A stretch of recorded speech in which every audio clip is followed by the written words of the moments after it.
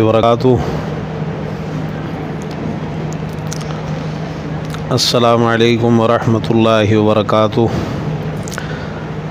الحمد للہ رب العالمین والعاقبۃ للمتقین والصلاة والسلام علی سید الانبیاء والمرسلین نبینا وحبیبنا وامامنا وقرۃ اعیننا وخلیل ربنا محمد وعلی آلہ وصحبہ ومن تبعهم بإحسان إلى يوم الدين۔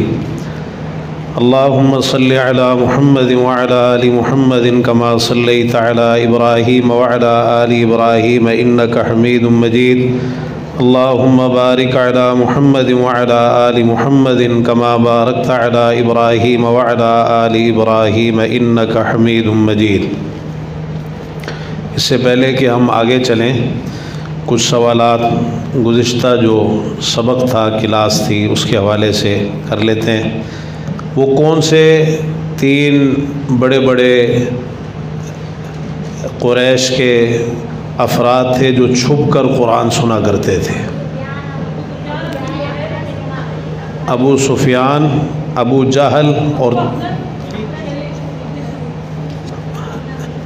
اخنس بن شریق۔ اخنس بن شریق، یہ تینوں چھپ چھپ کر قرآن مجید سنا کرتے تھے۔ اللہ تعالیٰ نے جو یہ فرمایا وَقَالَ الَّذِينَ كَفَرُوا لَا تَسْمَعُوا لِهَذَا الْقُرْآنِ وَالْغَوْا فِيهِ، کافروں نے کہا اس قرآن کو نہ سنا کرو اور اس میں شور مچایا کرو تاکہ تم غالب آ جاؤ۔ تو مشرکین مکہ نے یہ پروگرام بنایا تھا جس پر اللہ تعالیٰ نے یہ آیت مبارکہ نازل فرمائی۔ یہ آیت کیوں نازل ہوئی؟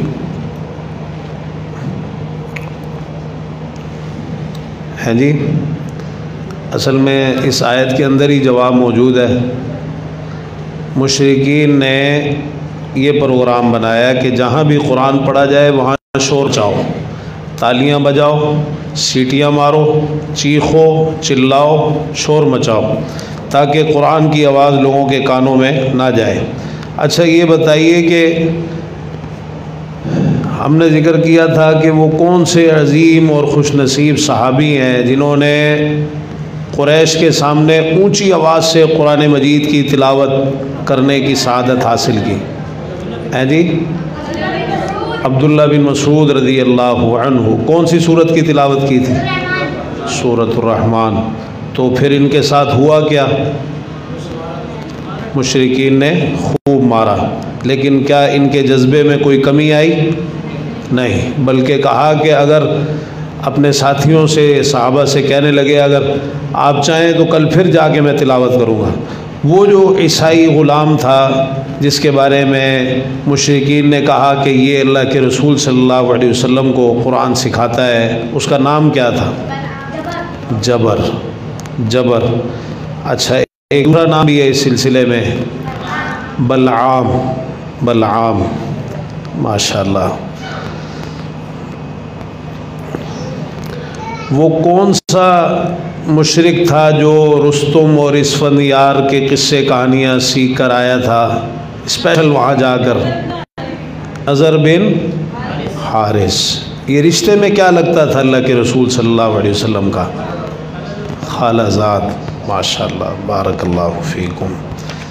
اس کا مطلب یہ ہے کہ آپ ماشاءاللہ بڑی توجہ سے سن رہے ہیں اور لکھ بھی رہے ہیں، کیونکہ یہ لکھنے کا فائدہ ہوتا ہے یاد ہونا۔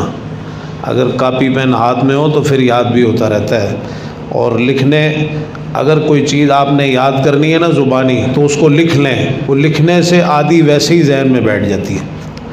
اب چلیے آگے بڑھتے ہیں۔ کفار قریش کی طرف سے مسلسل یہ صورتحال تھی کہ وہ اللہ کے رسول صلی اللہ علیہ وسلم کی دعوت کو روکنے کی کوششیں کر رہے تھے، اور اب اس مقصد کے لیے وہ سارے ایک تھے اور دن رات اس کے لیے ان کی محنت، کوشش، سازشیں جاری و ساری تھی، اور ان کو سمجھ میں نہیں آ رہا تھا کہ ہم کیا کریں۔ مختلف طریقے، مختلف انداز، مختلف چیزیں انہوں نے اختیار کی، ترغیبات کا پہلو بھی اختیار کیا کہ آپ کو کوئی لالچ دے دیا جائے یا اور اس طرح کے دیگر ہتھ کنڈے استعمال کیے، لیکن ناکام۔ انہی ہتھ کنڈوں میں ایک ہتھ کنڈا سودے بازی کا بھی تھا۔ سودے بازی، مفاہمت، کمپرومائز، سمجھوتا، کچھ لو کچھ دو، اس کو مداہنت بھی کہتے ہیں۔ اللہ تعالیٰ نے فرمایا وَدُّوا لَوْ تُدْهِنُوا فَيُدْهِنُونَ، یہ کافر چاہتے ہیں کہ آپ مداہنت اختیار کریں تو وہ بھی مداہنت اختیار کریں، یعنی آپ نرم پڑ جائیں، کچھ لچک دکھائیں اپنے موقف میں، کچھ لچک لے کے آئیں، کچھ نرمی لے کے آئیں۔ اب وہ کس طرح کی لچک چاہ رہے تھے؟ وہ لچک اس طرح کی چاہ رہے تھے کہ انہوں نے ایک مرتبہ پیارے پیغمبر جناب محمد رسول اللہ صلی اللہ علیہ وسلم سے یہ کہا، آپ بیت اللہ کا طواف کر رہے تھے، قریش کے بڑے بڑے اکابر وہاں موجود تھے، اسود بن مطلب، ولید بن مغیرہ، امیہ بن خلف، عاص بن وائل، یہ اچانک اللہ کے رسول صلی اللہ علیہ وسلم کے سامنے آ گئے۔ آپ طواف کر رہے تھے، کہنے لگے اے محمد صلی اللہ علیہ وسلم، جس کی آپ عبادت کرتے ہیں ہم بھی اس کی عبادت کرتے ہیں، اور جس کی ہم پوجا کرتے ہیں آپ بھی اس کی پوجا کریں۔ آپ ہمارے ساتھ اس طرح سمجھوتا کر لیں کہ جس رب کی آپ عبادت کرتے ہیں ہم بھی اس رب کی عبادت کر لیتے ہیں، اور جن کی ہم عبادت کرتے ہیں آپ بھی ان کی عبادت کر لیں۔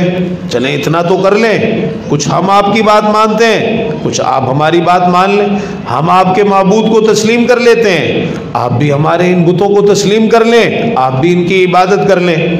چنانچہ انہوں نے اللہ کے رسول صلی اللہ علیہ وسلم کو یہ پیشکش کی، کہنے لگے کہ اس طرح ہم اور آپ ایک کام میں مشترک ہو جائیں گے، ہم شریک ہو جائیں گے عبادت کے معاملے میں۔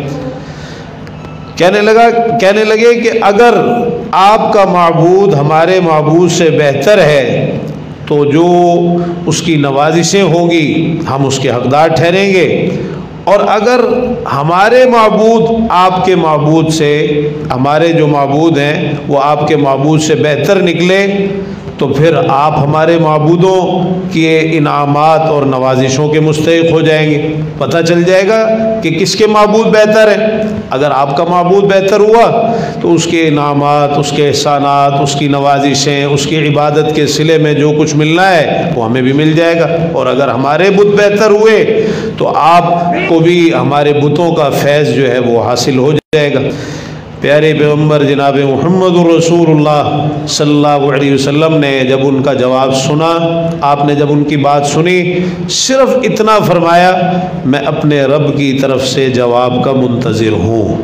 چونکہ بات یہ تھی وَمَا يَنْتِقُ عَنِ الْهَوَىٰ إِنْ هُوَ إِلَّا وَحْيٌ يُوحَىٰ، آپ خواہش سے نہیں بولتے تھے بلکہ وحی ہوتی تھی جو نازل کی جاتی۔ کفار قریش جو بھی آپ سے بات کرتے آپ اکثر و بیشتر خاموشی اختیار فرماتے، اللہ کی طرف سے جواب کا انتظار فرماتے۔ آپ پڑھیے مکی صورتیں، اللہ تعالیٰ نے خاص طور پر وہ سارے حالات بیان فرمائے جو آپ کو پیش آئے، جواب بتائے، قل آپ یہ کہیے، قل آپ یہ کہیے، قل آپ یہ کہیے، ان کو یہ جواب دیجیے، ان کو یہ جواب دیجیے۔ تو یہ ساری باتیں اصل میں اسی لیے تھی کہ آپ اللہ کی طرف سے جواب کا انتظار کیا کرتے تھے۔ اللہ تعالیٰ نے پھر جواب آسمانوں سے نازل فرمایا، اور بڑا سخت جواب نازل فرمایا۔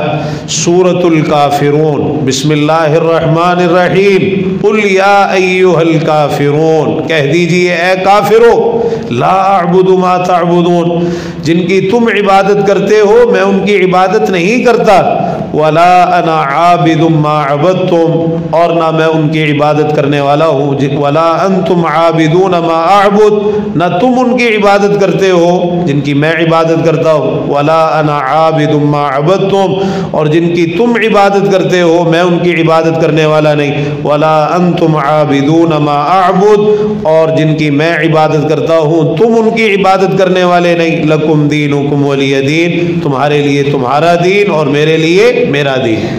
یکسر انکار اور نفی اور اتنے سخت انداز میں.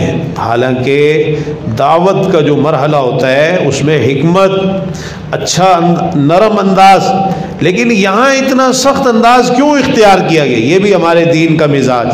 یہ سخت انداز جواب میں اختیار کیا گیا کہ وہ کتنی بڑی بات کر رہے ہیں کہ آپ ہمارے بتوں کی عبادت کریں، ہم بھی آپ کے معبودوں کی عبادت کر لیں گے.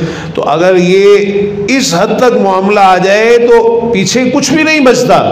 اور یہی تو ہمارے دین کا مزاج ہے اور خصوصیت ہے کہ اس میں مداہنت، لچک، نرمی، کمپرومائز، مفاہمت اور سمجھوتے کی کوئی گنجائش نہیں کہ عقیدے پر کوئی کمپرومائز ہو جائے، توحید پر کوئی کمپرومائز ہو جائے. جو بیسک دعوت ہے جس کے لیے آپ تشریف لائے، جس کے لیے قرآن نازل ہوا، اللہ تعالیٰ کی وحدانیت، اس پر کوئی کمپرومائز ہو جائے تصور بھی نہیں ہے، سوچا بھی نہیں جا سکتا. تو بڑا سخت یہ اسلوب ہے. قل یا ایھا الکافرون. قرآن مجید میں آپ کو یہ اسلوب صرف 2 مقامات پر نظر آئے گا. ایک مقام یہ ہے، دوسرے کبھی بھی ذکر کرتے ہیں.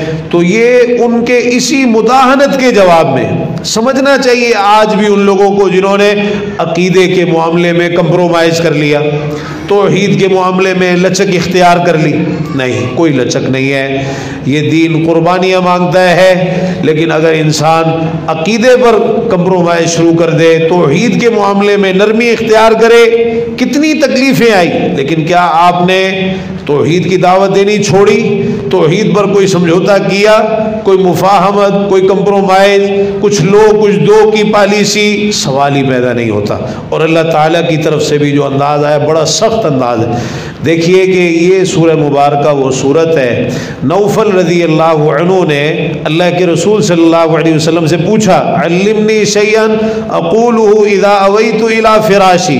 آپ مجھے کوئی ایسی چیز سکھائیے جب میں بستر پہ جاؤں تو اس کو پڑھ لیا کروں. فرمایا اقرأ قل یا ایھا الکافرون فإنها براءۃ من الشرک. سورہ کافرون پڑھ لیا کرو، یہ شرک سے براءت ہے. رات کو اتنا عظیم عمل ہے، ہمیں بھی اس کی پابندی کرنی چاہیے. اور اکثر کو یہ صورت یاد ہے کہ بستر پہ آنے کے بعد سونے سے پہلے ایک مرتبہ سورہ کافرون پڑھ لیں آپ، اور سمجھ کر پڑھیں، اس کے مطابق عقیدہ بنا کر پڑھیں، تو اس کے پڑھنے کی برکت سے اللہ تعالیٰ شرک سے بری فرما دے گا اور انسان شرک سے بری ہو جائے گا. تو بہت بڑی یہ فضیلت ہے. اسی طرح ایک دوسری روایت ہے جس میں ہے کہ قریش نے اللہ کے رسول صلی اللہ علیہ وسلم سے یہ کہا، یہ طبرانی صغیر کی روایت ہے، کہ ہم آپ کو ایک تجویز پیش کرتے ہیں، اس میں سراسر آپ کا فائدہ ہے. رسول اللہ صلی اللہ علیہ وسلم نے پوچھا، بتاؤ وہ کیا تجویز ہے؟ کہنے لگے 1 سال آپ لات اور عزا کی عبادت کر لیا کریں، اور 1 سال ہم آپ کے معبود کی عبادت کر لیں گے. 1 سال آپ لات اور عزا کی عبادت کر لیں اور اگلے سال پھر ہم آپ کے معبود کی عبادت کر لیں گے. تو اس طرح ہمارا معاملہ چلتا رہے گا، نہ آپ ہمیں کچھ کہیں نہ ہم آپ کو کچھ کہیں گے. رسول اللہ صلی اللہ علیہ وسلم نے جواب میں وہی بات ارشاد فرمائی کہ میں اپنے رب کی طرف سے فیصلے کا منتظر ہوں. چنانچہ اس کا جواب بھی اللہ تعالیٰ کی طرف سے آیا. جبریل امین یہ وحی لے کر نازل ہوئے. فرمایا قل افغیر اللہ تأمرونی اعبد ایھا الجاہلون.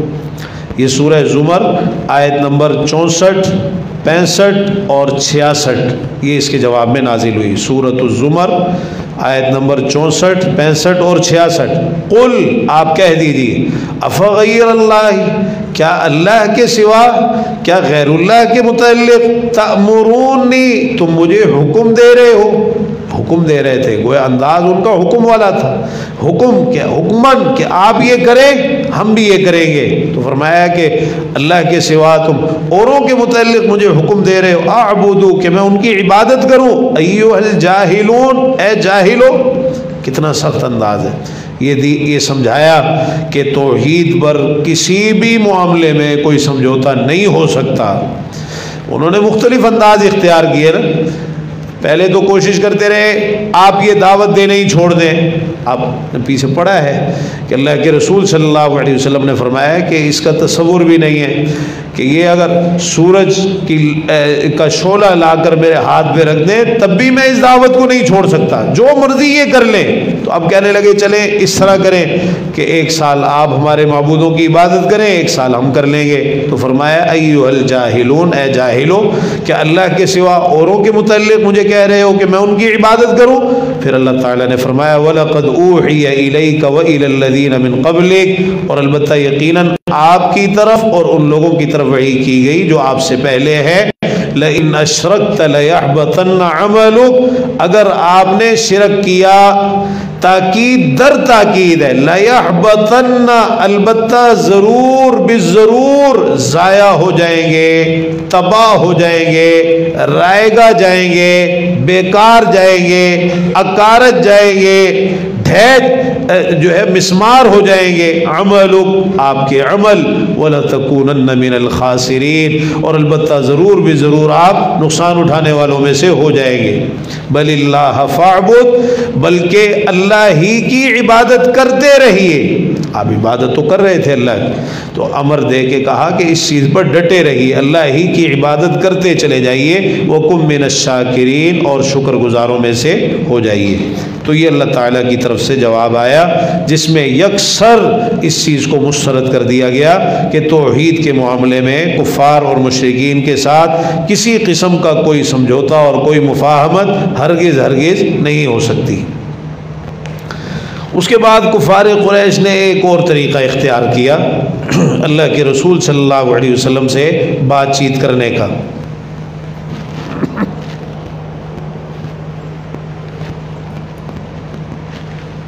قریش کے بڑے بڑے سردار موجود ہیں، عتبہ بن ربیعہ، شیبہ، ولید بن مغیرہ، ابو سفیان، نضر بن حارث، ابو البختری، اسود بن مطلب، زمعہ بن اسود، ابو جہل بن ہشام، عبداللہ بن ابی امیہ،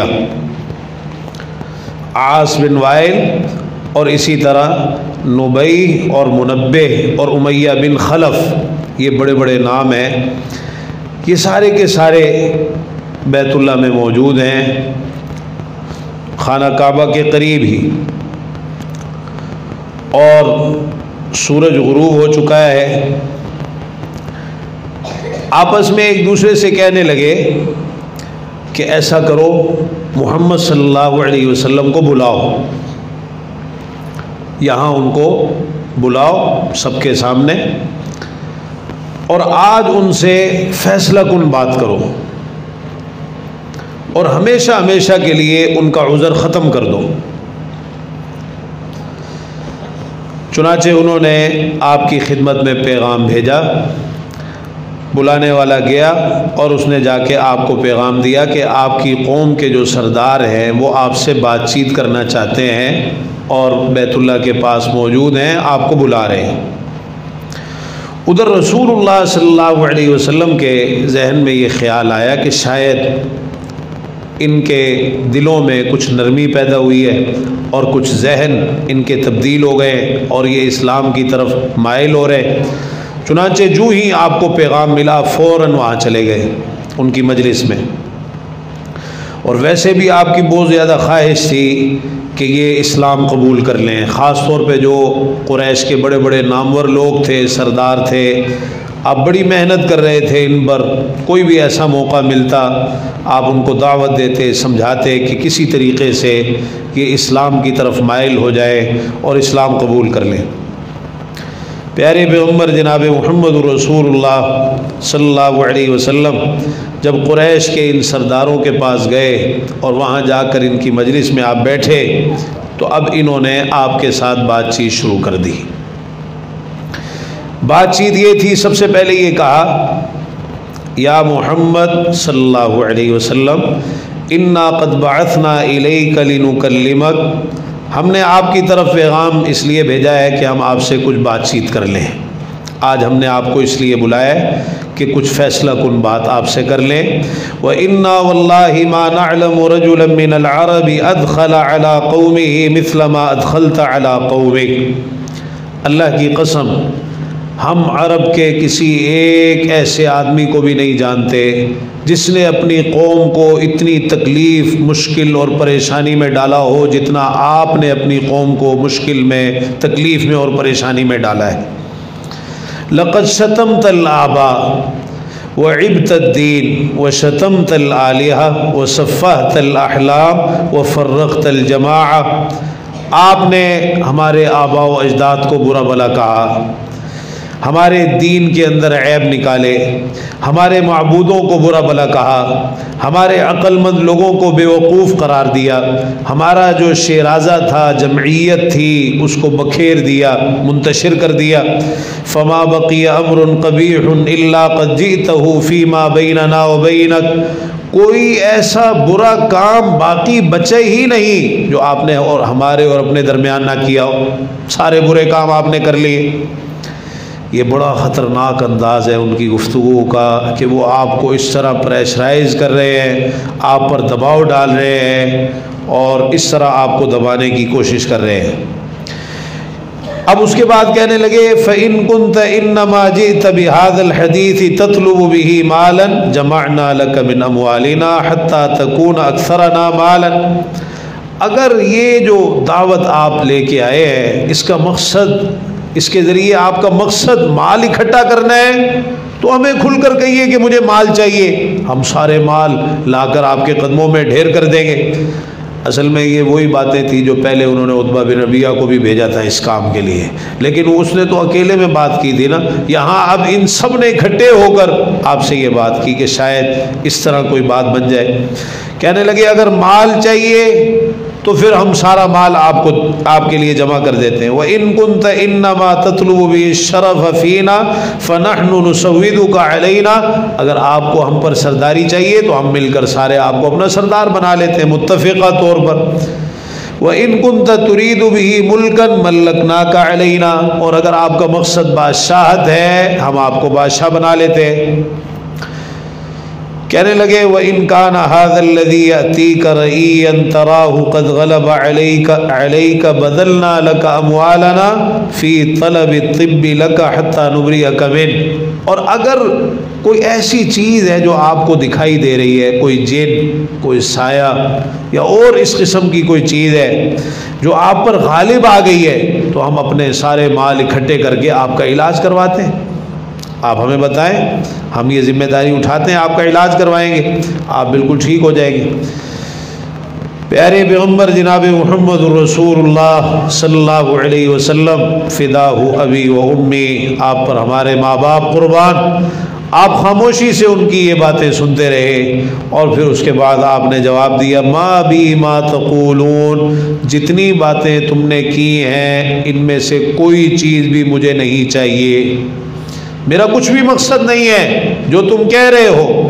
ما جئت بما جئتکم به اطلب اموالکم ولا الشرف فیکم ولا الملک علیکم، جو دعوت میں لے کے آیا ہوں اس لیے نہیں لے کے آیا کہ تم سے اس پر مال طلب کروں اور تمہارے درمیان کوئی مجھے عہدہ مل جائے، سرداری بادشاہت مل جائے، ہرگز نہیں۔ ولیکن اللہ بعثنی الیکم رسولا وانزل علی کتابا، اللہ نے مجھے تمہاری طرف رسول بنا کے بھیجا اور مجھ پر کتاب نازل فرمائی۔ وامرنی ان اکون لکم بشیرا ونذیرا، اللہ نے مجھے حکم دیا کہ میں تمہیں خوشخبری دینے والا اور ڈرانے والا ہو جاؤں۔ فبلغتکم رسالات ربی ونصحت لکم، میں نے اپنے رب کے پیغامات تمہیں پہنچا دیے ہیں اور تمہاری خیر خواہی بھی کر دی ہے۔ فَإِن تَقْبَلُوا مِنِّي مَا جِئْتُكُمْ بِهِ فَهُوَ حَظُّكُمْ فِي الدُّنْيَا وَالْآخِرَةِ، اگر جو چیز میں لے کے آیا ہوں تم مجھ سے وہ قبول کر لو، یعنی اسلام لے آؤ، اس دعوت کو قبول کر لو، تو یہ دنیا اور آخرت میں تمہارا نصیب ہے، تمہارے لیے بڑی سعادت کی بات ہے۔ وَإِن تَرُدُّوهُ عَلَيَّ، اور اگر نہیں مانو گے، نہیں قبول کرو گے، اس دعوت کو رد کر دو گے، اصبر لِأَمْرِ اللَّهِ، میں اللہ کے حکم کے لیے صبر کروں گا۔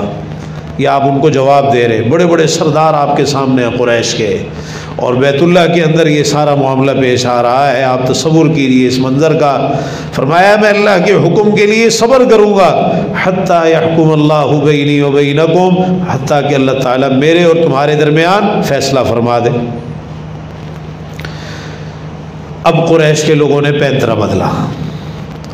اگلا مرحلہ ان کی گفتگو کا، کہنے لگے اے محمد صلی اللہ علیہ وسلم، اگر جتنی تجویزیں ہم نے آپ کے سامنے پیش کی ہیں ان میں سے کوئی بھی آپ کو قبول نہیں ہے تو پھر آپ اس معاملے پر اس انداز سے غور کیجئے کہ ہم جس علاقے کے اندر رہ رہے ہیں یہ علاقہ تمام علاقوں سے زیادہ تنگ ہے، ہمارے ہاں پانی کی بہت زیادہ کمی ہے، زندگی کی جو ضروریات ہیں ہم ان کی قلت کا شکار ہیں، ہمیں ضروریات زندگی بھی میسر نہیں ہیں.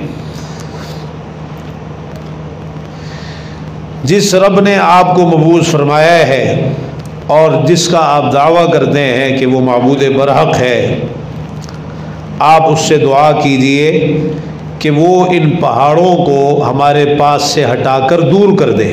مکہ مکرمہ میں بڑے بڑے پہاڑ تھے. کہنے لگے کہ یہ مکہ کے جو پہاڑ ہیں ان پہاڑوں کو ہمارے پاس سے ہٹا کر دور کر دے.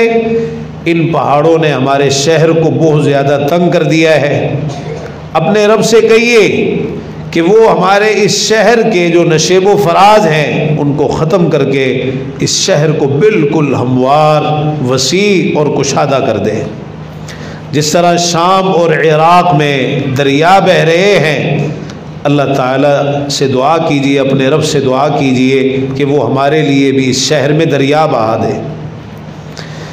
اور اسی پر بس نہیں، یہ بھی دعا کیجئے کہ وہ ہمارے فوت شدہ آباء و اجداد کو زندہ کر دے. آپ نے کہا نا کہ میرا رب ہر چیز پر قدرت رکھتا ہے، تو آپ کہیے اپنے رب سے کہ وہ ہمارے جو باپ دادا فوت ہو گئے ان کو زندہ کر دے، اور خاص طور پر ان میں سے قصی بن کلاب کو زندہ کر دے. قصی بن کلاب یہ ان کے اجداد میں سے ہیں. تو کہنے لگے کہ ان کو زندہ کر دے کیونکہ وہ بہت زیادہ سچے انسان تھے، سیدھی سیدھی بات کہنے والے کھرے اور سچے انسان تھے. تو ہم ان سے آپ کے بارے میں پوچھیں گے کہ کیا آپ اللہ کے سچے نبی ہیں یا نہیں. ہم قصی بن کلاب سے پوچھیں گے. کہنے لگے اگر آپ نے ہمارے یہ مطالبے پورے کر دیے اور ہمارے بزرگوں نے، آباء و اجداد نے آپ کی تصدیق کر دی تو پھر ہم آپ پر ایمان لے آئیں گے، آپ کو سچا مان لیں گے اور تسلیم کر لیں گے کہ واقعی اللہ نے آپ کو اپنا رسول بنا کے بھیجا ہے. یہ بڑے عجیب و غریب قسم کے ان کے مطالبے تھے. اور اسی طرح ایک روایت میں کہ انہوں نے یہ بھی کہا کہ ہمیں شام، یمن یا ہیرا لے جانے کا ایسا بندوبست فرما دیجئے کہ ہم ایک ہی رات میں وہاں آ جا سکیں. دور دور جاتے تھے قافلے لے کے تجارتی، تو کئی دنوں کے سفر ہوا کرتے تھے. مکہ سے اگر شام جانا ہوتا تھا تو ایک طرف کا سفر 40 دن کا تھا اس دور کے حساب سے. اتنے لمبے لمبے سفر تھے. تو کہنے لگے کہ آپ اپنے رب سے کہیے کہ وہ ہمارے لیے یہ کام کر دے سارے کے سارے. تو اللہ تعالیٰ نے ان کے ان مطالبوں کے حوالے سے ہی قرآن مجید میں کچھ آیات نازل فرمائی اور اشارہ کیا اس طرف، جیسے یہ آیت ہے وَلَوْ أَنَّ قُرْآنًا سُيِّرَتْ بِهِ الْجِبَالُ أَوْ قُطِّعَتْ بِهِ الْأَرْضُ أَوْ كُلِّمَ بِهِ الْمَوْتَى، کہ اگر یہ قرآن ایسا ہوتا کہ اس کے ذریعے سے پہاڑ چلائے جاتے یا زمین قطع کی جاتی، اس کی مسافت کو طے کیا جاتا، یا مردوں کے ساتھ اس کے ذریعے سے مردوں سے کلام کیا جاتا، تو فرمایا کہ انہوں نے پھر بھی ایمان نہیں لانا تھا. ان کے یہ سارے مطالبے ہم پورے کر دیتے، ماننا انہوں نے پھر بھی نہیں تھا. وَلَوْ أَنَّنَا نَزَّلْنَا إِلَيْهِمُ الْمَلَائِكَةَ وَكَلَّمَهُمُ الْمَوْتَى وَحَشَرْنَا عَلَيْهِمْ كُلَّ شَيْءٍ قُبُولًا مَا كَانُوا لِيُؤْمِنُوا إِلَّا أَن يَشَاءَ اللَّهُ، کہ اگر ہم ان کی طرف فرشتے نازل کرتے، مردے ان سے باتیں کرتے، ساری چیزیں ان کے سامنے لا کے جمع کر دیتے، پھر بھی انہوں نے ایمان نہیں لانا تھا مگر یہ کہ اللہ تعالیٰ چاہتا۔ اب جب انہوں نے اس طرح کی باتیں کی تو پیارے پیغمبر جناب محمد رسول اللہ صلی اللہ علیہ وسلم کا وہی جواب تھا جو آپ نے پہلے دیا کہ اللہ تعالیٰ نے مجھے ان کاموں کے لیے نہیں بھیجا۔ پہلے آپ نے کہا تھا کہ میرا ان میں سے کوئی مقصد بھی نہیں ہے، انہوں نے آپ کو پیشکشیں کی، اب یہ مطالبے کیے کہ یہ کام کروا دیجیے، فرمایا ما بہذا بعثت الیکم، میں تمہارے پاس اس لیے نہیں آیا کہ تم مجھ سے یہ مطالبے کرو اور میں اپنے رب سے کہہ کر یہ مطالبے پورے کروا دوں، میں تو اللہ کی طرف سے وہ چیز لے کے آیا ہوں جس کے ساتھ اللہ نے مجھے بھیجا ہے۔ وَقَدْ بَلَّغْتُكُمْ مَا أُرْسِلْتُ بِهِ إِلَيْكُمْ، میں نے تو اپنی ذمہ داری ادا کر دی، اللہ نے جو کچھ دے کے بھیجا وہ پیغام پہنچا دیے، اگر قبول کرو گے تو یہ دنیا اور آخرت میں تمہارے لیے سعادت کی بات ہوگی، اور اگر نہیں مانو گے تو میں اللہ کے حکم کے لیے صبر کروں گا یہاں تک کہ اللہ تعالیٰ میرے اور تمہارے درمیان فیصلہ کر دے۔ اب یہ تیسرا انداز اختیار کیا ہے قریش کے سرداروں نے بات چیت کا، کہنے لگے اچھا آپ اگر ہمارے لیے کچھ نہیں کر سکتے نا تو چلیں اپنے لیے ہی کر لیں، ہمارا اصرار نہیں ہے، ٹھیک ہے تو آپ کم از کم اپنے لیے ہی کچھ کر لیں، اللہ سے اپنے لیے کچھ مانگ لیں۔ تو کیا مانگیں اللہ سے اپنے لیے؟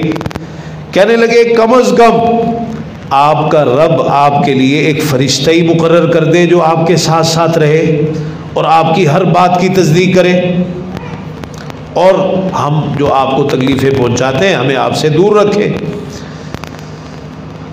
اور ساتھ ساتھ آپ اپنے رب سے یہ سوال بھی کریں کہ وہ ان صحراؤں میں باغات لہلہا دے، محلات تعمیر کر دے، سونے چاندی کے خزانوں کے ڈھیر لگا دے، تاکہ آپ کو اس مفلسی اور تنگدستی سے نجات مل جائے جس کا آپ کو سامنا ہے، اور یہ جو معاش کے لیے آپ محنت کرتے ہیں اور ہماری طرح بازاروں میں آتے جاتے ہیں، ضروریات زندگی کے لیے خرید و فروخت کرتے ہیں، تجارت کرتے ہیں، ان چیزوں سے آپ بے نیاز ہو جائیں، مستغنی ہو جائیں، آپ کا پروردگار آپ کے لیے سونے چاندی کے خزانوں کے ڈھیر لگا دے۔ اگر یہ سارے کام ہو گئے تو پھر ہم مان لیں گے کہ آپ واقعی اللہ کے سچے رسول ہیں، اور اللہ کی نظر میں آپ کا بڑا مقام اور مرتبہ ہے کہ اللہ نے آپ کو اس قدر دولت سے نواز دیا۔ رسول اللہ صلی اللہ علیہ وسلم نے ان کی یہ باتیں سنی، فرمایا ما انا بفاعل وما انا بالذی یسأل ربہ ھذا، میں کبھی بھی یہ کام نہیں کروں گا اور نہ میں اپنے رب سے یہ مانگوں گا جو تم کہہ رہے ہو، میں کبھی بھی اس طرح نہیں کروں گا، اور نہ ہی اللہ سے یہ چیزیں طلب کروں گا جو تم کہہ رہے ہو۔ وما بعثت الیکم بھذا، میں تمہاری طرف ان چیزوں کے ساتھ تو نہیں بھیجا گیا، تمہیں کیا پریشانی ہو رہی ہے، اور تم یہ کس قسم کے عجیب و غریب مطالبے کر رہے ہو کہ میں اللہ سے اپنے لیے دعائیں کروں کہ میرے لیے باغات ہوں، محلات ہوں، سونے چاندی کے خزانے ہوں میرے لیے؟ میں اللہ سے یہ کبھی نہیں مانگوں۔ وَلَكِنَّ اللَّهَ بَعَثَنِي بَشِيرًا وَنَذِيرًا، اللہ نے مجھے خوشخبری دینے والا اور ڈرانے والا بنا کے بھیجا ہے۔ پھر وہی بات ارشاد فرمائی کہ جو میں لایا ہوں اگر قبول کر لو گے تو اس میں دنیا اور آخرت میں تمہارے لیے سعادت ہے، اور اگر نہیں تو پھر میں اللہ کے حکم کے لیے صبر کروں گا حتیٰ کہ اللہ تعالیٰ میرے اور تمہارے درمیان فیصلہ فرما دے۔ اب انہوں نے آگے کہنے لگے اچھا اگر یہی بات ہے تو پھر اپنے اللہ سے دعا کیجئے کہ وہ آسمان ٹکڑے ٹکڑے کر کے ہم پہ گرا دے۔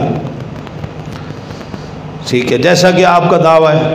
اب دعویٰ کیا تھا؟ اللہ کے رسول صلی اللہ علیہ وسلم ان کو سمجھاتے تھے کہ بھئی اللہ تعالیٰ ہر چیز پہ قادر ہے اور قیامت قائم ہوگی، یہ ساری کائنات کا نظام درم برم ہو جائے گا، یہ آسمان جو ہے یہ بالکل سب چیزیں ٹوٹ پھوٹ کا شکار ہو جائے گی، ریزہ ریزہ گرد و غبار، وہ ساری باتیں جو آخرت کے تعلق سے آپ ان کے سامنے بیان کرتے۔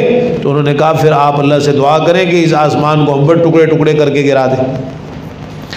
اللہ تعالیٰ نے سورہ بنی اسرائیل میں بڑے ایک جامع انداز میں ان کی یہ ساری چیزیں ذکر فرمائی. اور دیکھیے یہی وہ باتیں ہیں کہ سیرت کی روایات میں اگرچہ وہ یعنی استنادی کیفیت نہیں ہے جو کہ کتب احادیث میں ہے، لیکن یہ وہ واقعات ہیں کہ جن کی تائید قرآن مجید سے ہو رہی ہے. قرآن مجید نے یہ ساری تفصیلات تو بیان نہیں کی، یہ تفصیلات ہمیں سیرت کی کتابوں میں ملتی ہیں، اور اگرچہ ان میں سے بعض ایسی ہیں کہ ان کی سند میں کلام ہے، لیکن تائید قرآن مجید سے ہو رہی ہے. تو کیا تائید ہو رہی ہے سورہ بنی اسرائیل میں؟ وَقَالُوا لَن نُؤْمِنَ لَكَ حَتَّى تَفْجُرَ لَنَا مِنَ الْأَرْضِ يَنبُوعًا، کہنے لگے ہم ایمان نہیں لائیں گے حتیٰ کہ آپ ہمارے لیے زمین سے چشمہ جاری کر دیں. وہ جو پہلے مطالبہ کیا تھا نا، انہوں نے کیا کہا تھا؟ مکہ مکرمہ میں ہمارے لیے دریا بہہ جائے، چشمے جاری ہو جائیں، یہ پہاڑ یہاں سے دور چلے جائیں، ہٹ جائے.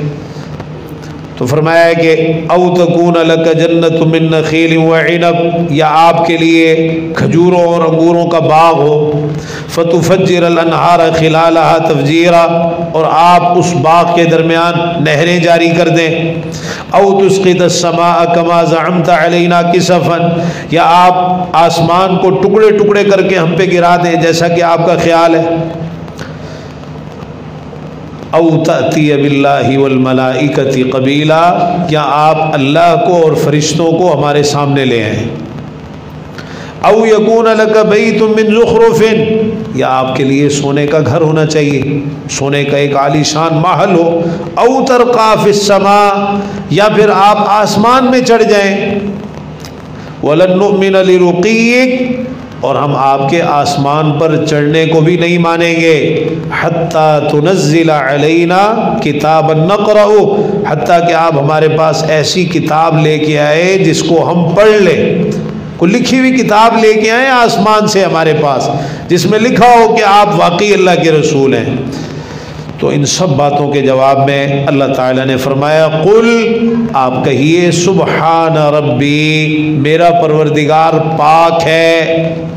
اصل میں ان کے ذہنوں میں یہ تھا کہ آپ ہمارے یہ مطالبے پورے نہیں کر سکیں گے، اور اس طرح کی باتیں اللہ تعالیٰ کے بارے میں. اللہ کو تو وہ مانتے ہی نہیں تھے، اور اللہ کے معبود برحق ہونے کو تسلیم ہی نہیں کرتے تھے. ان کا تو مقصد ہی انکار تھا، کفر تھا، جھٹلانا تھا. ضد، عناد، سرکشی، ہٹدھرمی اس قدر غالب تھی ان کے اوپر. فرمایا سبحان ربی، میرا رب پاک ہے ہر نقص سے، ہر عیب سے، ہر کمی سے. معنی یہ ہے کہ وہ تمہارے ان سارے مطالبوں کو پورا کر سکتا ہے، اس پر قادر ہے، اس پر قادر ہے. اور کچھ مطالبے پورے ہوئے بھی، آپ پڑھیں گے آگے چل کر. شق قمر ہوا یا نہیں ہوا؟ چاند و ٹکڑے ہوا یا نہیں ہوا؟ مطالبہ کس کا تھا؟ کفار قریش کا تھا. اور یہ جو کہہ رہے کہ آپ آسمان پہ چڑھ کے جائیں، تو جب آپ گئے تھے اسراء و معراج پر تو مانا انہوں نے نہیں مانا، جھٹلا دیا. فرمایا سبحان ربی، میرا رب پاک ہے. هل كنت الا بشر رسولا، میں تو صرف ایک بشر رسول ہوں، میں تو ایک بشر ہوں اور رسول ہوں. میرے اختیار میں یہ ساری چیزیں نہیں ہیں، یہ سب چیزیں اللہ کے اختیار میں. اور میرا رب پاک ہے، اس کی مشیت ہے، اس کی حکمت ہے. اگر وہ چاہے تو تمہارے یہ مطالبے پورے بھی کر سکتا ہے، اور اگر چاہے تو نہ کرے. وہ تمہاری ان باتوں کا محتاج نہیں ہے کہ تم جو کہہ رہے ہو ہم نہیں مانیں گے جب تک ہمارے یہ مطالبے پورے نہ ہو جائیں. اب انہوں نے پھر یہ بھی باتیں کی، کہنے لگے اے محمد صلی اللہ علیہ وسلم، آپ یہ کہتے ہیں کہ میرا پروردگار ہر چیز کو جانتا ہے اور ہر چیز اس کے علم میں ہے. اگر آپ کا پروردگار یہ جانتا تھا کہ ہم آپ سے ایک مجلس میں یہ سارے سوالات کریں گے اور یہ مطالبے آپ کے سامنے پیش کریں گے، تو آپ کے رب نے پہلے ہی سے آپ کو ہمارے سوالات کے صحیح جواب کیوں نہیں بتا دیے؟ پہلے ہی سے اللہ نے آپ کے رب نے آپ کو آگاہ کیوں نہیں کر دیا کہ ہم نے یہ سوال کرنے ہیں آپ سے اور یہ مطالبے کرنے جن سے ہم مطمئن ہو جاتے؟ اور وہ آپ کو اس بات سے بھی خبردار کر دیتا کہ اگر ہم آپ کا دین نہیں مانیں گے تو پھر ہمارا انجام کیا ہوگا. کہنے لگے ہمیں تو آپ کے بارے میں یہ پتہ لگا ہے کہ آپ کو یمامہ کا رحمان نامی آدمی یہ سب کچھ سکھاتا ہے۔ آپ اللہ تعالیٰ کو پکارتے تھے نا اللہ تعالیٰ کی صفات کے ذریعے سے، تو آپ رحمان کہہ کے بھی اللہ کو پکارتے تھے، تو انہوں نے سمجھا کہ یمامہ کا کوئی آدمی ہے، رحمان اس کا نام ہے، وہ آپ کو یہ سب کچھ سکھاتا ہے۔ کہنے لگے اللہ کی قسم ہم رحمان الیمامہ پر کبھی بھی ایمان نہیں لائیں گے، ہم رحمان الیمامہ پر کبھی بھی ایمان، ہم نے آپ کے سارے عذر ختم کر دیے، ہم نے آپ کے سارے عذر ختم کر دیے ہیں اور آپ کو لاجواب کر دیا ہے، اللہ کی قسم اب ہم آپ کو مزید موقع نہیں دیں گے کہ آپ ہمیں پریشان کرتے رہیں۔ اب تو صرف یہ تھی ان کی آخری اور فیصلہ کن بات، اور جس کی طرف وہ جا رہے تھے، اب تو صرف ایک ہی صورت باقی رہ گئی ہے کہ ہم استغفر اللہ معاذ اللہ آپ کو ہلاک کر دیں، یا پھر آپ ہمیں موت کے گھاٹ اتار دیں، آپ ہمیں مار دیں، ختم کر دیں، یا پھر ہم آپ کو ختم کر دیں گے۔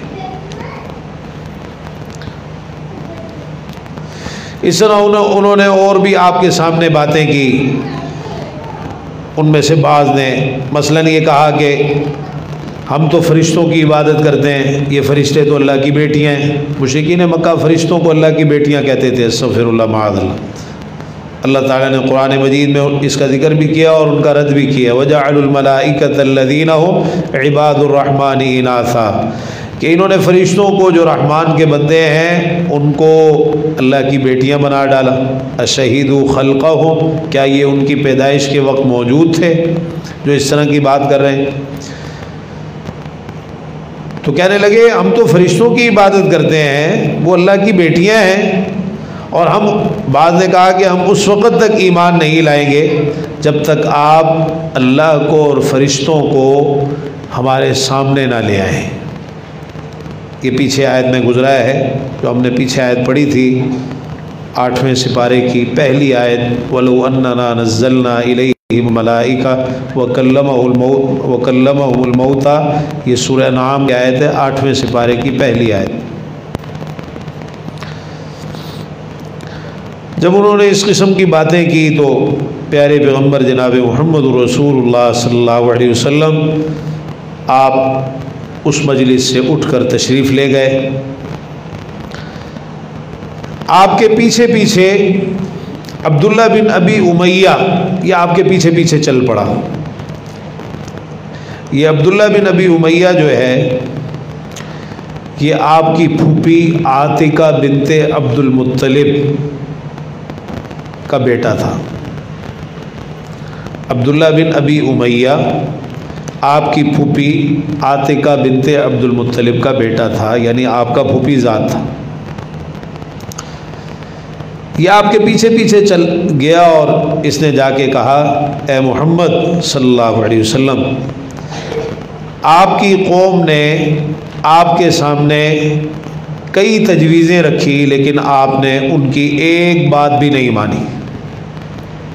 آپ کی قوم نے آپ کے سامنے کئی تجویزیں رکھی مگر آپ نے ان کی ایک بات بھی نہیں مانی۔ پھر انہوں نے آپ سے چند باتیں عرض کی تاکہ ان باتوں کے پورا ہونے سے یہ پتہ چل جائے کہ آپ کا اللہ کے نزدیک کیا مقام ہے، اللہ کے ہاں آپ مرتبے کا پتہ چل جائے۔ آپ ان کی وہ باتیں پوری کر دیتے تو وہ آپ کی تصدیق کرتے اور آپ کی پیروی کر لیتے، لیکن آپ نے یہ بھی نہیں کیا۔ پھر انہوں نے یہ کہا کہ آپ چلیں ہمارے لیے کچھ نہیں کرتے تو اپنے لیے ہی اللہ سے کچھ چیزیں حاصل کر لیں۔ اس طرح ان کے سامنے آپ کی حقیقت واضح ہو جاتی اور اللہ کے ہاں جو آپ کا مرتبہ ہے وہ بھی پتہ چل جاتا۔ آپ نے یہ بھی نہیں کیا۔ آخر میں انہوں نے یہ کہا کہ اگر کچھ نہیں کر سکتے تو آسمان کو ٹکڑے ٹکڑے کر کے گرا دیں، یعنی ہم پر عذاب لے آئیں، جس سے آپ روزانہ ڈراتے رہتے ہیں۔ آپ ان کو اللہ کے عذاب سے ڈراتے تھے نا، تو اس چیز کو بھی انہوں نے مذاق بنایا کہ جس عذاب سے آپ ہمیں ڈراتے ہیں وہ لے کے کیوں نہیں آتے۔ عبداللہ بن ابی امیہ کہنے لگا، اللہ کی قسم میں آپ پر ایمان نہیں لاؤں گا چاہے آپ میرے سامنے سیڑھی لگا کر آسمان پر چڑھ جائیں اور وہاں سے اپنے لیے اپنے رب سے ایک پرچی بھی لکھوا کے لے آئیں، اور ساتھ آپ کے 4 فرشتے بھی آ جائیں جو گواہی دیں کہ واقعی آپ اللہ کے رسول ہیں، آپ یہ سارے کام کر لیں، میں پھر بھی آپ پر ایمان نہیں لاؤں گا، آپ کو سچا نہیں مانوں گا۔ اس طرح کی اول فول، جس کو کہتے ہیں نا اول فول بکنا اور بیہودہ قسم کی باتیں کرنا، اس نے اللہ کے رسول صلی اللہ علیہ وسلم سے آپ کے پیچھے جا کر یہ باتیں کی۔ ادھر اللہ کے رسول صلی اللہ علیہ وسلم انتہائی پریشان ہوئے، انتہائی رنجیدہ ہوئے۔ آپ جب ان کے پاس گئے تھے، ہم نے جیسا کہ شروع میں ذکر کیا کہ یہ خواہش تھی کہ شاید یہ اسلام کی طرف مائل ہو گئے، لیکن انہوں نے تو آگے سے اس طرح کی عجیب و غریب باتیں کی۔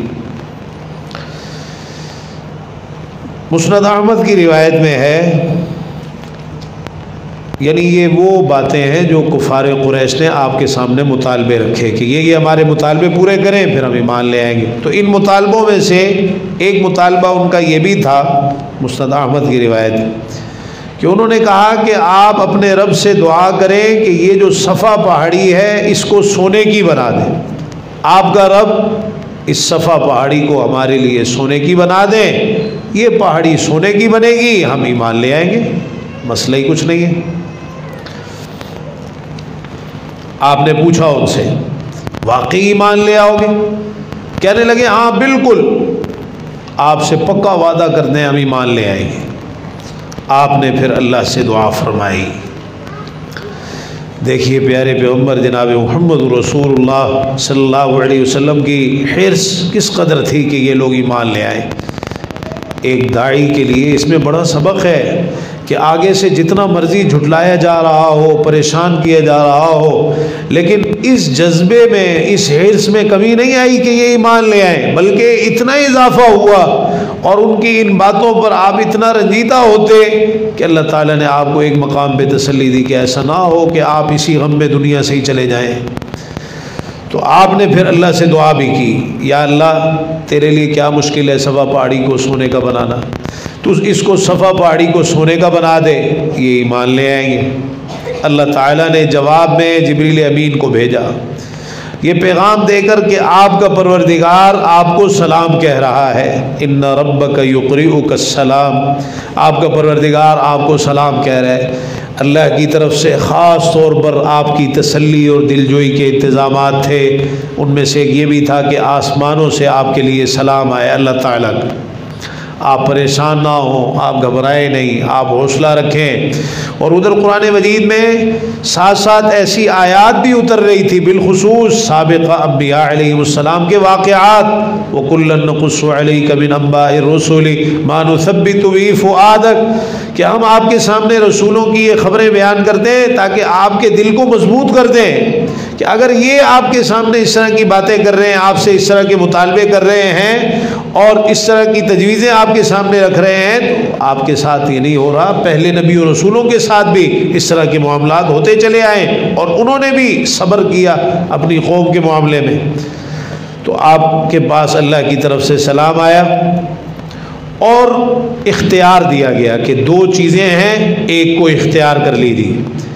نمبر 1، اگر آپ یہ چاہتے ہیں کہ صفا پہاڑی سونے کی بنا دی جائے اور ان کا یہ مطالبہ پورا کر دیا جائے تو ہم یہ مطالبہ پورا کر دیں گے، لیکن ہمارا اصول یہ ہے، اللہ تعالیٰ کی طرف سے جواب ہے کہ ہمارا اصول قانون یہ ہے، فَمَنْ كَفَرَ بَعْدَ ذَلِكَ مِنْهُمْ فَإِنِّي أُعَذِّبُهُ عَذَابًا لَا أُعَذِّبُهُ أَحَدًا مِنَ الْعَالَمِينَ، اگر اس مطالبے کے پورے ہونے کے بعد ان میں سے کسی نے کفر کیا تو پھر میں اسے ایسا عذاب دوں گا کہ جہان والوں میں سے ایسا عذاب کسی کو نہیں دیا ہوگا۔ اور یہ ہوا، سابقہ جو انبیاء علیہ السلام آئے ان کی قوموں نے بھی معجزے مانگے، جب وہ معجزے دیے گئے ایمان نہیں لائے تو پھر ان کو صفحہ ہستی سے بٹا کے رکھ دیا گیا۔ قرآن مجید میں جگہ جگہ اللہ تعالیٰ نے یہ واقعات بیان فرمائے۔ تو یہ اللہ کی سنت ہے، اس کا قانون ہے، سنت اللہ التی قد خلت من قبل ولن تجد لسنت اللہ تبدیلا۔ یا پھر دوسری چیز یہ ہے کہ ان کا یہ مطالبہ پورا نہیں کیا جائے گا، البتہ رحمت کا اور توبہ کا دروازہ کھلا رکھا جائے گا۔ اگر آپ چاہیں تو ہم ان کا یہ مطالبہ پورا نہیں کریں گے، وَإِن شِئْتَ فَتَحْتُ لَهُمْ بَابَ التَّوْبَةِ وَالرَّحْمَةِ، لیکن توبہ اور رحمت کے دروازے کو کھلا رکھیں گے کہ اگر ابھی نہیں مان رہے ہو سکتا ہے بعد میں مان جائے۔ پیارے پیغمبر جناب محمد رسول اللہ صلی اللہ علیہ وسلم نے فرمایا بل باب التوبۃ والرحمہ، یا اللہ توبہ اور رحمت کے دروازے کو کھلا رکھنا۔ میں توبہ اور رحمت کا دروازہ چاہیے، ان کا کیا ہے؟ یہ تو ایک مطالبہ، اور پھر یہ مطالبات ضد کی وجہ سے ہیں، جہاں ضد آ جائے تو اس کا تو کوئی علاج ہی نہیں۔ تو توبہ اور رحمت کا دروازہ کھلا، اور دیکھیے کہ پھر یہی وہ چیز ہے کہ تا قیامت توبہ کا دروازہ کھلا ہوا ہے، اللہ کی رحمت کا دروازہ کھلا ہوا ہے۔ زندگی کے کسی بھی حصے میں چاہے انسان کتنا بڑے سے بڑا کافر کیوں نہ ہو، مشرک کیوں نہ ہو، یہ کئی بڑے بڑے کافر تھے، ان میں سے کچھ ایسے بھی تھے جنہوں نے بعد میں اسلام قبول کر لیا تھا، اسلام لے آئے تھے، تو یہ توبہ اور رحمت کے دروازے کے کھلے ہونے کی برکت ہے کہ پھر انہوں نے توبہ کی اور اللہ کی رحمت کے حقدار ٹھہرے۔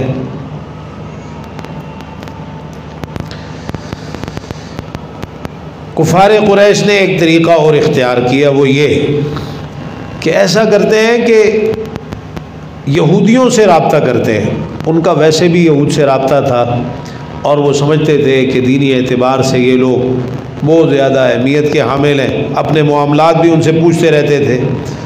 تو انہوں نے خاص طور پر نضر بن حارث، عقبہ بن ابی معیط، ان دونوں کو مدینہ منورہ بھیجا، یثرب بھیجا۔ وہاں یہودی موجود تھے، یہ دونوں وہاں مدینہ میں گئے، یثرب میں گئے، تو یہودیوں کے جو احبار تھے، یعنی علماء، حبر کی جمع احبار، یہودیوں کے علماء جو تھے ان کو کہتے تھے، تو یہودیوں کے جو احبار تھے، ان کے جو علماء تھے، ان کے پاس گئے اور ان سے جا کے اللہ کے رسول صلی اللہ علیہ وسلم کے بارے میں پوچھا، جو بھی آپ کا معاملہ تھا وہ ان کے سامنے رکھا، آپ کی صفات ان کے سامنے بیان کی، جو آپ نے نبوت کے حوالے سے ان کو دعوت دی وہ سب ان کے سامنے رکھی کہ وہ اپنے آپ کو نبی کہتے ہیں، اور ان سے پوچھا کہ نبیوں کے بارے میں جو علم آپ لوگوں کے پاس ہے وہ ہمارے پاس نہیں ہے، لہٰذا ہمیں ان کے متعلق بتائیے، ہم کیا کریں؟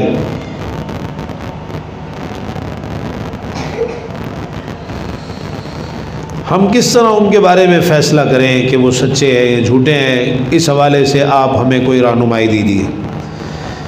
اب یہودیوں کے علماء نے جو ان کے پاس تورات کا علم تھا اس کی روشنی میں یہ بات کہی، کہنے لگے کہ جاؤ جا کے مکہ والوں سے کہو، قریش کے لوگوں سے کہو کہ تم ان سے 3 سوالات کرو، اگر وہ ان 3 سوالوں کے جواب دے دیں تو سمجھ لینا کہ وہ واقعی اللہ کے سچے نبی اور رسول ہیں، اور اگر وہ ان سوالوں کے جواب نہ دے سکیں تو پھر وہ جھوٹے ہیں اور تم جو چاہو ان کے بارے میں فیصلہ کر لینا۔ تو یہودیوں نے اس طرح سے ان کو کہا۔ یہ 3 سوالات کون سے تھے؟ کون سے تھے 3 سوالات؟ مشہور واقع، کفار قریش نے 3 سوال پوچھے تھے اللہ کے رسول صلی اللہ علیہ وسلم سے، ہیں جی، ذوالقرنین کے بارے میں، اور ہیں جی اصحاب کہف کے بارے میں، اور تیسری چیز روح کے بارے میں۔ یہ 3 سوال اصل میں انہوں نے یہودیوں کے جو علماء تھے ان کے کہنے پر پوچھے تھے۔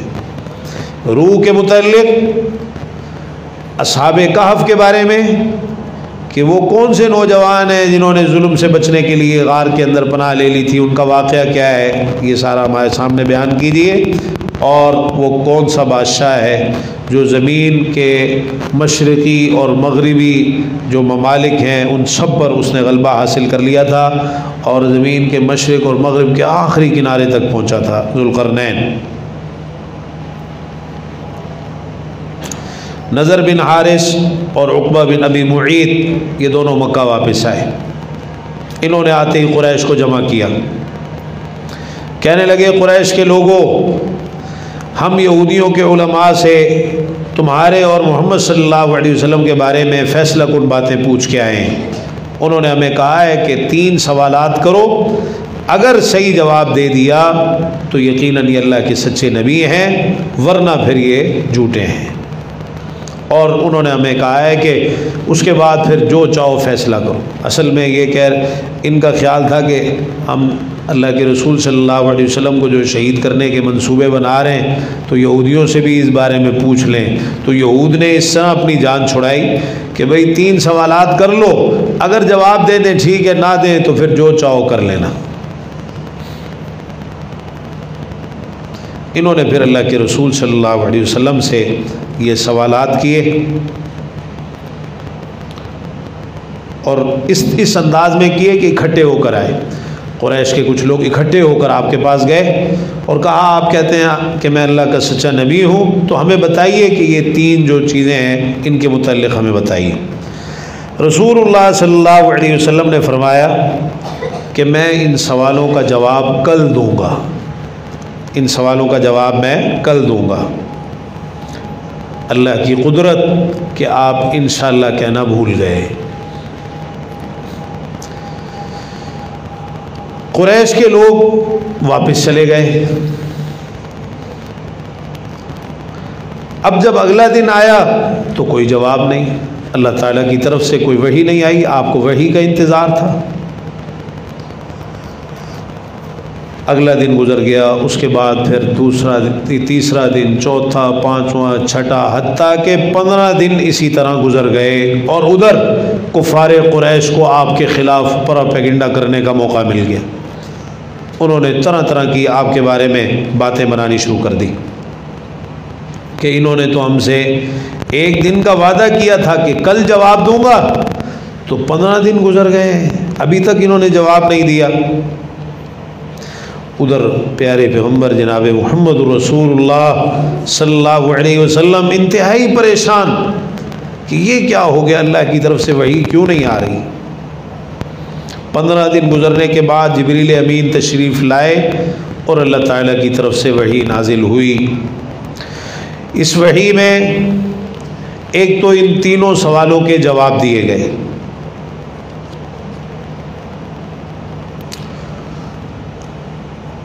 اور ابن اسحاق کی ایک روایت میں ہے کہ اللہ کے رسول صلی اللہ علیہ وسلم نے جبریل امین سے باقاعدہ پوچھا کہ آپ اتنی دیر سے کیوں آئے، اتنے دن آپ نہیں آئے، وحی رکی رہی، اور آپ کے نہ آنے کی وجہ سے، یہ سیرت کی روایت ہے اگرچہ اس کی سند میں کلام ہے، کہ آپ کے نہ آنے کی وجہ سے میرے دل میں کچھ غلط خیال سا آنے لگا تھا، کچھ بدگمانی سی پیدا ہونے لگی تھی۔ تو جبریل امین نے جواب میں یہ آیت اللہ تعالیٰ کی طرف سے اس آیت کی تلاوت فرمائی، وَمَا نَتَنَزَّلُ إِلَّا بِأَمْرِ رَبِّكَ، ہم نہیں اترتے مگر آپ کے پروردگار کے حکم سے۔ اب اسی آیت کا ایک شان نزول صحیح حدیث کے اندر بھی ہے، اور وہ یہ کہ آپ نے جبریل امین سے کہا کہ ما یمنعک ان تزورنا اکثر مما تزورنا، کیا رکاوٹ ہے کہ جو آپ ہمارے پاس آتے ہیں زیادہ دفعہ آیا کریں، بار بار آیا کریں۔ تو پھر جواب میں یہ آیت نازل ہوئی، وما نتنزل الا بامر ربک۔ تو اللہ تعالیٰ کی طرف سے یہ سارے جواب بھی دیے گئے، ویسألونک عن الروح قل الروح من امر ربی۔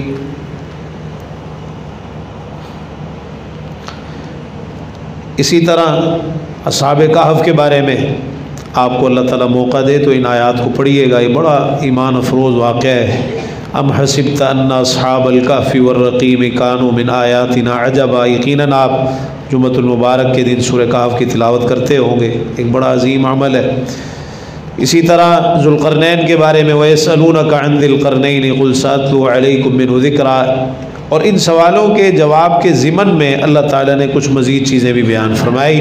ان میں ایک بات یہ بھی تھی وَلَا تَقُولَنَّ لِشَيْءٍ إِنِّي فَاعِلٌ ذَلِكَ غَدًا إِلَّا أَن يَشَاءَ اللَّهُ، آپ کسی بھی چیز کے لیے یہ نہ کہا کریں کہ میں یہ کل کروں گا مگر یہ کہ اللہ چاہے، یعنی اس معاملے کو آپ اللہ کی مشیت کے ساتھ جوڑ دیا کریں۔ وَاذْكُرْ رَبَّكَ إِذَا نَسِيتَ، اور اگر آپ بھول جائیں تو اپنے پروردگار کو فوراً یاد کر لیا کریں۔ تو مفسرین کہتے ہیں اس آیت مبارکہ میں یہ سبق ہے کہ اگر کوئی شخص کوئی بات کرے اور انشاءاللہ کہنا بھول جائے، بعد میں یاد آئے تو پھر انشاءاللہ کہہ لیں، اور انشاءاللہ کہنے کی وجہ سے کوئی کام اس نے اپنے ذمہ لیا ہے، ساتھ انشاءاللہ کہہ دیا ہے اور پھر وہ اس کام کو نہیں کر سکا تو انشاءاللہ تو وہ پھر اللہ کے یہاں گناہ گار نہیں ہوگا۔ لیکن وہ انشاءاللہ نہیں ہے ہمارے پاکستانیوں والا کہ کام کرنا نہیں ہے، نیت پہلے سے نہیں ہوتی کہ میں نے انشاءاللہ دیکھیں گے کریں گے، دل میں نے کرنا ہی نہیں ہے۔ تو دلوں کے حال تو اللہ تعالیٰ جانتا ہے نا، تو ایسے لوگوں کو توفیق نہیں ملتی، اور یہ بھی غلط ہے کہ دل میں آپ کے ہے کہ میں نے یہ کام کرنا ہی نہیں ہے اور خواہ آپ اس کام کی ذمہ داری کہہ دیں صاف میں نے نہیں کرنا، میں مطمئن نہیں ہوں۔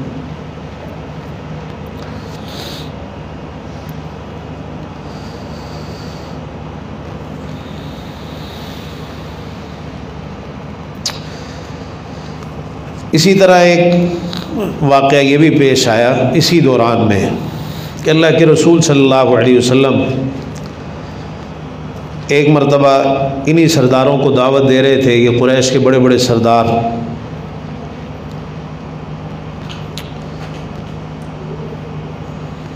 بعض سیرت نگاروں نے لکھا ہے کہ عتبہ بن ربیعہ، بعض نے ولید بن مغیرہ، اور بعض نے اور سرداروں کے نام بھی ذکر کیے کہ یہ سردار موجود تھے، آپ ان کو دعوت دے رہے تھے۔ قریش کے سردار آپ ان کو دعوت دے رہے تھے اور ساتھ ساتھ آپ سے پوچھے جا رہے تھے کہ یہ جو دین میں لے کے آیا ہوں کیا اس سے اچھا نہیں؟ وہ جواب میں کہہ رہے تھے کیوں نہیں، بہت اچھا دین ہے، ساتھ ساتھ یہ جواب بھی دے رہے تھے۔ حتیٰ کہ آپ نے ان میں سے ایک شخص سے پوچھا کہ جو کچھ میں تمہارے سامنے پیش کر رہا ہوں کیا کوئی اس میں بری بات ہے؟ کہنے لگے نہیں۔ اس انداز میں یہ دعوت جاری تھی۔ اسی اثناء میں ایک نابین صحابی عبداللہ بن ام مکتوم رضی اللہ عنہ آ گئے۔ ان کو نابین صحابی تھے، ان کو پتہ ہی نہیں چلا کہ اللہ کے رسول صلی اللہ علیہ وسلم اس وقت ان سرداروں کے ساتھ گفتگو میں مصروف ہیں اور ان کو دعوت دے رہے ہیں۔ اب عبداللہ ابن ام مکتوم رضی اللہ عنہ کچھ پوچھنے کے لیے آئے تھے، مسئلہ پوچھنے کے لیے آئے۔ انہوں نے آتے ہی سوال کرنا شروع کر دی، کہنے لگے اللہ کے رسول صلی اللہ علیہ وسلم اقرئنی، مجھے پڑھائیے، مجھے قرآن پڑھائیے، علمنی مما علمک اللہ، اللہ نے آپ کو جو علم دیا ہے مجھے بھی اس میں سے سکھائیے۔ ادھر اللہ کے رسول صلی اللہ علیہ وسلم کو ان کا اس طرح اچانک آنا اور اس طرح سوالات کرنا کچھ ناگوار سا گزرا۔ آپ کی پوری توجہ قریش کے سرداروں کی طرف تھی اور آپ ان کو دعوت دینے میں مصروف تھے، خواہش یہی تھی کہ کسی طریقے سے یہ اسلام قبول کر لیں۔ ادھر عبداللہ ابن ام مکتوم رضی اللہ عنہ بار بار اپنی وہ بات دہرا رہے ہیں، اللہ کے رسول مجھے قرآن پڑھائیے، مجھے دین کا علم سکھائیے، اللہ نے جو آپ کو علم دیا ہے مجھے بھی سکھائیے۔ آپ پریشانی کی حالت میں انہیں چھوڑ کر وہاں سے تشریف لے گئے۔ آپ وہاں سے اٹھے اور چھوڑ کر تشریف لے گئے۔ اللہ تعالیٰ نے پھر اس پر قرآن نازل فرمایا۔ سورہ عبس کی جو ابتدائی آیات ہیں وہ سب اسی موقع کی ہیں۔ عبس وتولی ان جاءہ الاعمی وما یدریک لعلہ یزکا، وہ نقشہ کھینچا اللہ تعالیٰ نے کہ ماتھے پہ بل ڈالے منہ پھیر لیا، اس وجہ سے ایک نابینا آیا آپ کے پاس، ایک نابینا آیا، آپ کو کیا خبر، شاید کہ وہ پاکیزگی حاصل کرتا، او یذکر فتنفعہ الذکریٰ، یا نصیحت حاصل کرتا تو نصیحت اس کو فائدہ دیتی۔ اما من استغنی فانت لہ تصدی، جو بے پرواہی اختیار کرتا ہے، جس کو پرواہ ہی نہیں ہے، آپ اس کے پیچھے لگے ہوئے ہیں کہ وہ اسلام قبول کر لیں۔ وما علیک الا یزکی، اگر وہ اسلام قبول نہیں کرتے، پاک نہیں ہوتے، تو آپ کے ذمے کچھ نہیں ہے۔ وَأَمَّا مَنْ جَاءَكَ يَسْعَىٰ، لیکن جو دوڑتا ہوا آپ کے پاس آیا، وَهُوَ يَخْشَىٰ، اور وہ ڈرتا بھی ہے، فَأَنْتَ عَنْهُ تَلَهَا، آپ اس سے بے رخی برت رہے ہیں۔ كَلَّا إِنَّهَا تَذْكِرَةٌ، ہرگز نہیں، بلا شبہ یہ ایک نصیحت ہے۔ فَمَنْ شَاءَ ذَكَرَ، جو چاہے نصیحت حاصل کرے۔ یہ ہے صحابہ کرام رضی اللہ عنہم کا مقام، مرتبہ، عزت، عظمت، فضیلت، رفعت، شان، رتبہ، کہ نابینے صحابی ہیں۔ اللہ تعالیٰ فرما رہے ہیں یہ قریش کے سردار ایمان نہیں لاتے، نہ لائیں، لیکن آپ اپنے ان صحابہ سے منہ نہ پھیریے اور ان کا خیال کیجیے، آپ کی توجہ کے سب سے زیادہ مستحق یہ لوگ ہیں۔ اچھا، ایک موقع اور ایسا آیا، عبداللہ بن مسعود رضی اللہ عنہ کی روایت ہے مسند احمد وغیرہ میں، کہ اللہ کے رسول صلی اللہ علیہ وسلم ایک مرتبہ اپنے صحابہ، جن میں سیدنا خباب، سیدنا صہیب، سیدنا بلال حبشی اور سیدنا عمار بن یاسر رضی اللہ عنہم موجود تھے، آپ ان کے ساتھ تشریف فرما تھے۔ قریش کے چند سردار آپ کے قریب سے گزرے اور کہنے لگے، اے محمد صلی اللہ علیہ وسلم، کیا آپ ان جیسے لوگوں کے قریب رہنے پر راضی ہو گئے ہیں؟ یہ اتنے مفلس، غریب، کمزور، نادار، نہ ان کے پاس مال ہے، نہ دولت ہے، نہ عہدہ ہے، نہ منصب ہے، شکل و صورت کے لحاظ سے بھی کوئی اتنے اچھے نہیں ہیں، استغفر اللہ معاذ اللہ، صحابہ کو تو بڑا حقیر سمجھا کرتے تھے، تو آپ ان جیسے لوگوں کو اپنے قریب رکھتے ہیں، آپ ایسا کریں، ان لوگوں کو جب ہم آئیں تو اپنے سے دور کر دیا کریں، تاکہ ہم آپ کی باتیں سنیں، ان کی موجودگی میں تو ہم آپ کی باتیں نہیں سنیں گے، آپ ان کو اپنے سے دور کیجیے، پھر ہم آپ کی باتیں سنیں گے اور آپ کی دعوت قبول کریں گے۔ اور یہی وہ بات تھی جس پر اللہ تعالیٰ نے قرآن مجید نازل فرمایا، وَلَا تَطْرُدِ الَّذِينَ يَدْعُونَ رَبَّهُمْ بِالْغَدَاةِ وَالْعَشِيِّ يُرِيدُونَ وَجْهَهُ، یہ سورہ انعام کی آیت ہے، سورہ انعام کی آیت نمبر 52۔ اسی طرح سورہ کہف میں بھی اللہ تعالیٰ نے فرمایا، وَاصْبِرْ نَفْسَكَ مَعَ الَّذِينَ يَدْعُونَ رَبَّهُمْ بِالْغَدَاةِ وَالْعَشِيِّ يُرِيدُونَ وَجْهَهُ، کہ آپ ان لوگوں کو جو صبح و شام اپنے رب کو پکارتے ہیں اپنے سے دور نہ کیجیے، آپ اپنے آپ کو ان لوگوں کے ساتھ روک کے رکھیے، صحابہ کے ایمان کی گواہی، اخلاص کی گواہی، کہ صبح و شام اپنے رب کو پکارتے ہیں، اللہ کا چہرہ چاہتے ہیں، اللہ کی رضا چاہتے ہیں، آپ نے ان کو اپنے سے دور نہیں کرنا، اور دور کرنا تو بہت دور کی بات ہے، وَلَا تَعْدُ عَيْنَاكَ عَنْهُمْ، آپ کی نگاہیں ان کو چھوڑ کر آگے نہ بڑھیں، یہ نہ ہو کہ آپ ان سے نظریں بھی ہٹا لیں، آپ کی نظریں بھی ان سے نہیں ہٹنی چاہیے۔ اچھا، اسی طرح کی بات سنن ابن ماجہ کی روایت میں ہے، سیدنا خباب رضی اللہ عنہ اس کے راوی ہیں، یہی بات اقرع بن حابس تمیمی اور عیینہ بن حصن فزاری انہوں نے کہی تھی، جبکہ ابھی انہوں نے اسلام قبول نہیں کیا تھا۔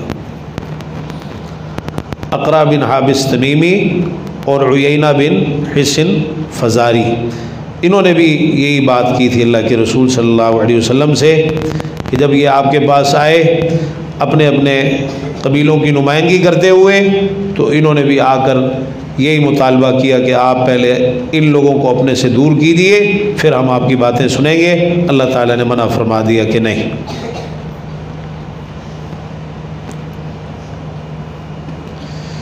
یہاں کچھ تھوڑا سا ایک اجمالی تجزیہ ہے کہ آخر کفار قریش اس قدر ضد ہٹ دھرمی کا مظاہرہ کیوں کر رہے تھے؟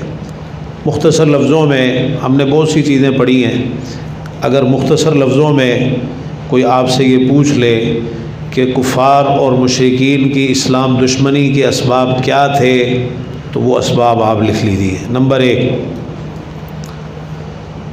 اقتدار کے چھن جانے کا خطرہ۔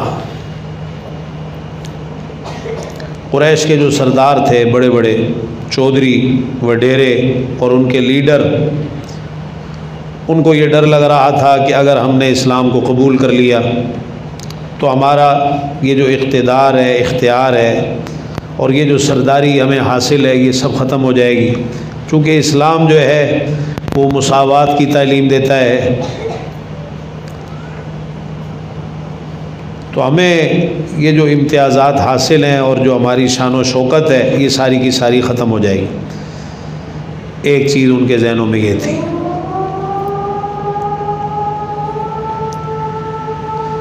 اذان کا جواب دیجیے، یہ اسباب مکمل کر کے پھر انشاءاللہ آج کی کلاس ختم کریں۔ اللہ اکبر، اللہ۔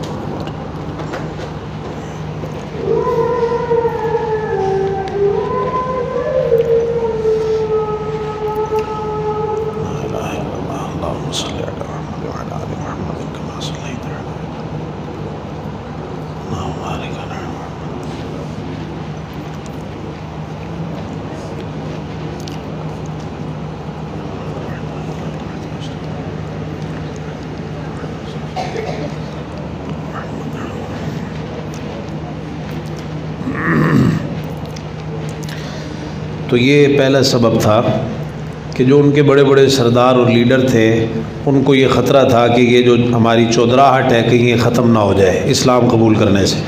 حالانکہ یہ سوچ غلط تھی، اور اللہ کے رسول صلی اللہ علیہ وسلم نے فرمایا تھا خیارہم فی الجاہلیت خیارہم فی الاسلام اذا فقہوا، کہ جو ان میں جاہلیت میں بہترین لوگ تھے اسلام میں بھی بہترین ہیں، بشرطے کہ وہ سمجھ بوجھ حاصل کریں۔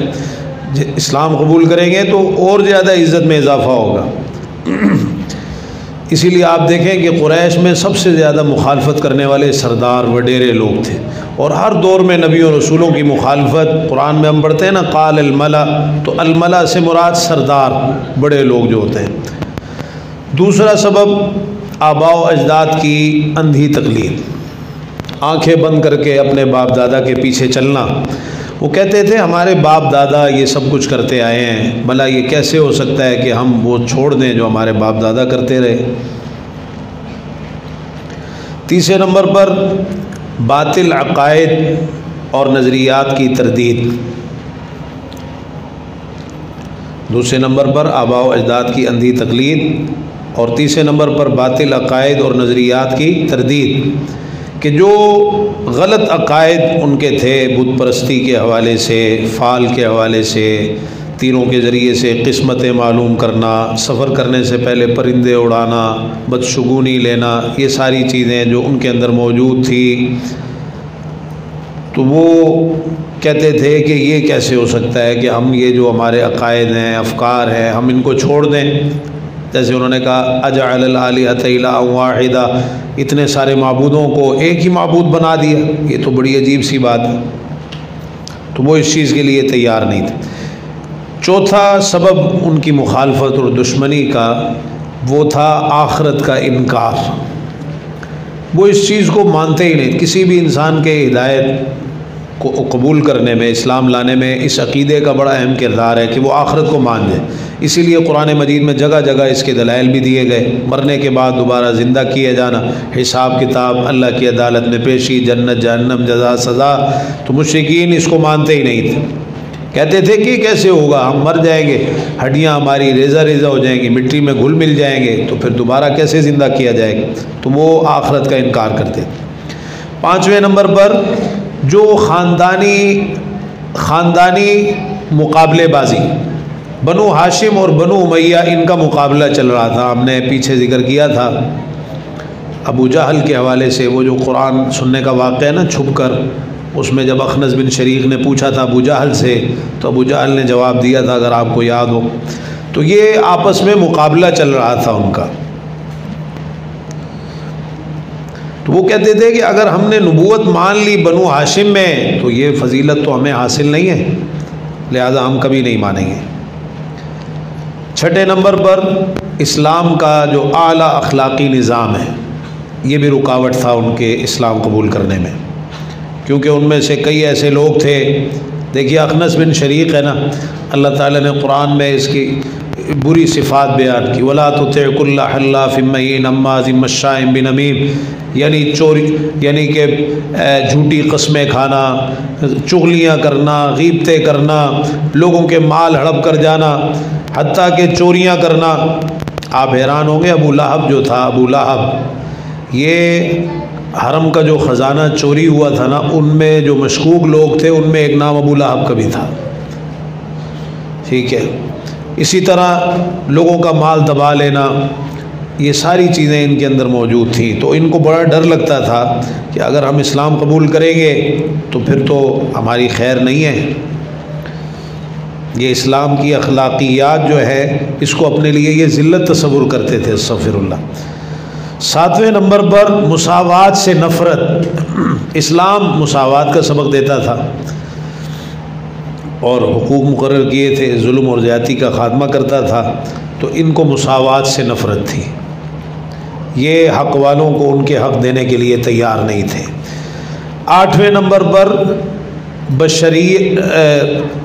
بشر کی نبوت سے انکار۔